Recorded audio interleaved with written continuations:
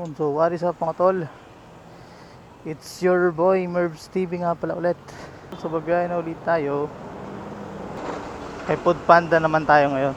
Kailangan ko na magmadali. Late na tayo. Start kasi napili kong shift ay 3:45 to 8:45. So 5 hours. Kaya lang late na tayo. Late na tayo nakapag-asikaso. Bali itong area ko sa sa Quezon City North Quadrant. Yun ang area ko. Bago tayo makapag-start ng shift, dapat nandun tayo sa area natin. Kasi hindi ka makapag-online hanggat wala ka dun sa area mo. Grabe, tagal ko din palang hindi nakapag-biyahe kay Food Panda. Last na biyahe ko kay Food Panda ay July 11 pa.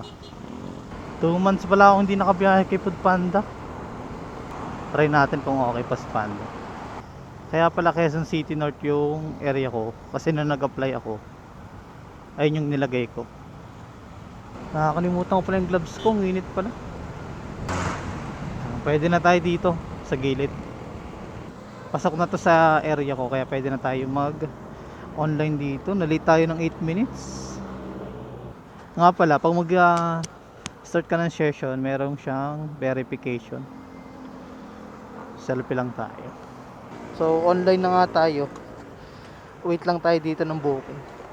And anyway, as you can see nga, wala pa tayong Food Panda bag. Hindi pa ako nakaka-order. Ang ginawa ko, may box naman tayo. Goods na to. At ito, buti meron tayo nito. Insulated din naman siya. Tapos bumili na lang ako ng ganito para may lagayan yung drinks. Ito. Kasi ang hirap pag may drinks, natatapon eh. Pag yung box lang yung gamit ko, natatapon. Ilang beses na ako natapunan ng drinks eh. Lipat tayong pwesto, hindi tayo pinapasukan ng booking. Dito tayo magantay sa may Luzon. Makapasukan tayong booking.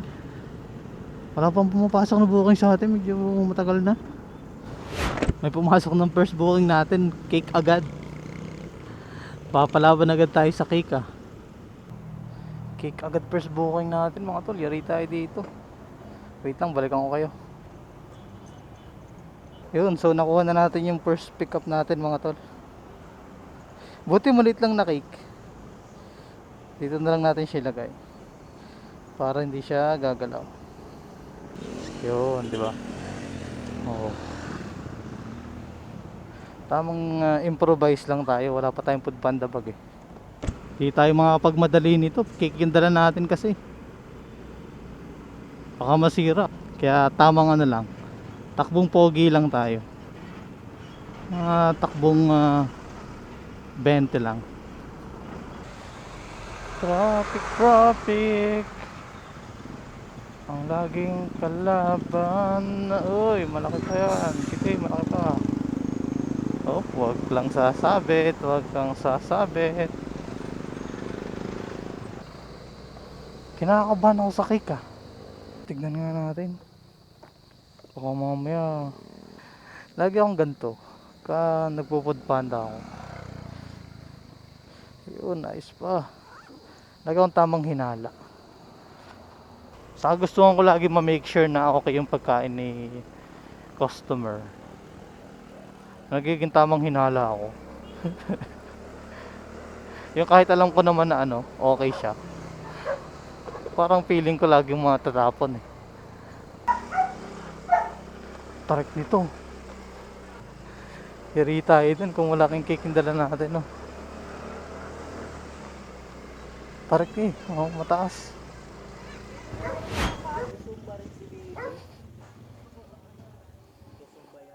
Ay, picture. Yan. Thank you po. Kaya palabas dito. Kinitahan pala dito eh. Namitan ba dito palabas? Sige po. Thank you, Nay. May daan daw pero maliit. Kasya kaya tayo dyan.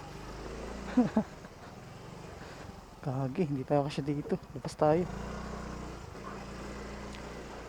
Ang lilit kasi ng daan. Yung parang iskinita na siya.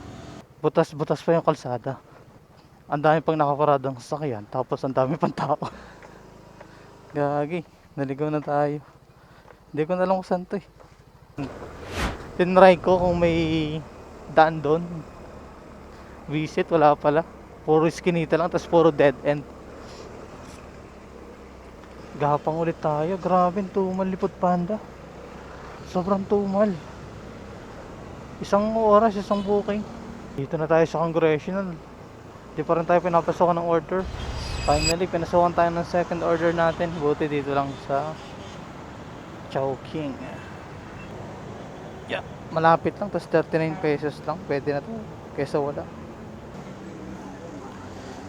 Ayun, so na-pick up na natin yung second order natin.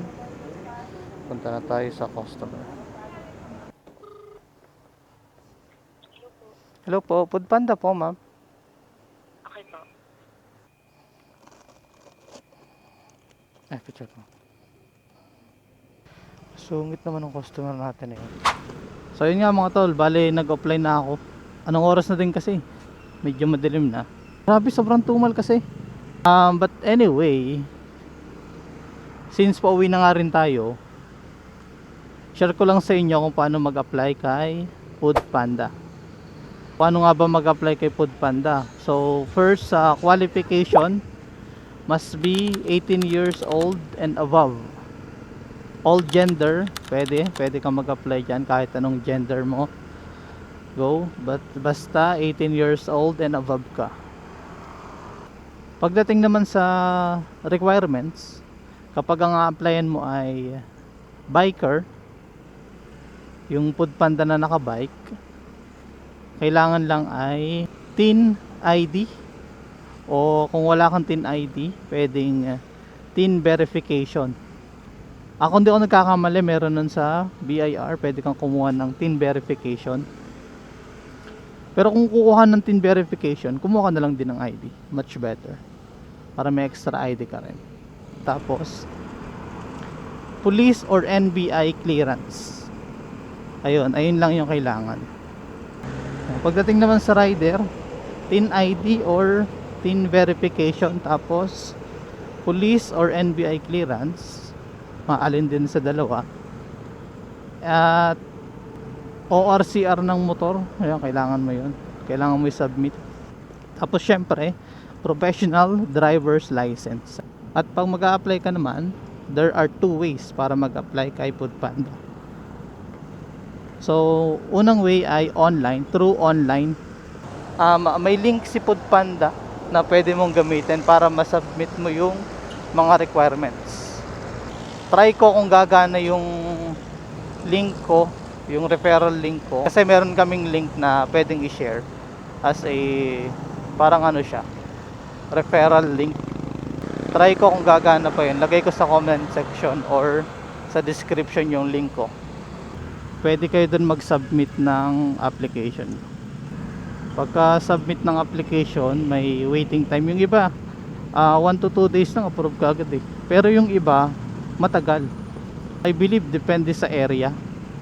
Depende sa area. Pag masyado ng maraming rider, para nag-stop hiring din minsan si Food Panda. Kaya yung iba natatagalan bago ma-approve. At pagdating nga pala sa motor, pag hindi nakapangalan sa inyo yung motor, yung ORCR, kailangan mo ng authorization, letter of authorization. Tapos yun, submit nyo lang sa online, tapos wait lang kayo. Minsan naman mabilis ma-approve eh. So ayun yung isang way para makapag-apply kay Food Panda, through online. Submit mo yung applications or yung requirements mo online. Ang mas mabilis na way, at kung saan din ako nag-apply, ay nagantay ako ng caravan. Kasi minsan may mga pa-caravan si Food Panda. Kung gusto nyo mag-apply, sumali kayo sa mga group ng mga Food Panda rider or bikers. Madalas sa mga group, sinashare nila doon na kung kailan yung caravan. Mas mabilis sa caravan kasi may mag-a-assist sa'yo. As long as completing requirements mo, approve ka kagad. Kagaya nung sa akin, nasaktuhan ko yung caravan, tapos kompleto ang requirements. Saglit lang ako dun, parang wala pa akong isang oras, activated na agad ako eh. Tapos kinahaponan, pwede na agad akong bumiyahe. Abang-abang lang kayo dun sa FB page ng Foodpanda para sa mga updates ng caravan. Mas mabilis dun kasi. At minsan yung caravan nila namimigay din sila dun ng 1,000 pesos. Hindi ko naabutan yun eh. Naabutan ko lang nung nag-apply ako. Nasaktuhan ko na may caravan. Free na t-shirt ni Foodpanda. Ito kasing gamit ko. In-order ko lang to online to. Nakuha kong damit pala, maliit sa akin. Hindi ko rin siya ginagamit. Ayun, so bali ayun yung way para makapag-apply kay Foodpanda. Mabilis lang na makapag-apply kay Foodpanda as long as completing requirements mo, mabilis lang yun. Ganun lang kasimple mag-apply kay Foodpanda. So if you're interested, tapos may question ka, feel free to comment down below kung ano yung question mo. Try natin sagutin. So bale yun yung masishare ko sa inyo ngayong araw. You know the drill. Hanggang sa muli. Palag lang ng palag. Ciao.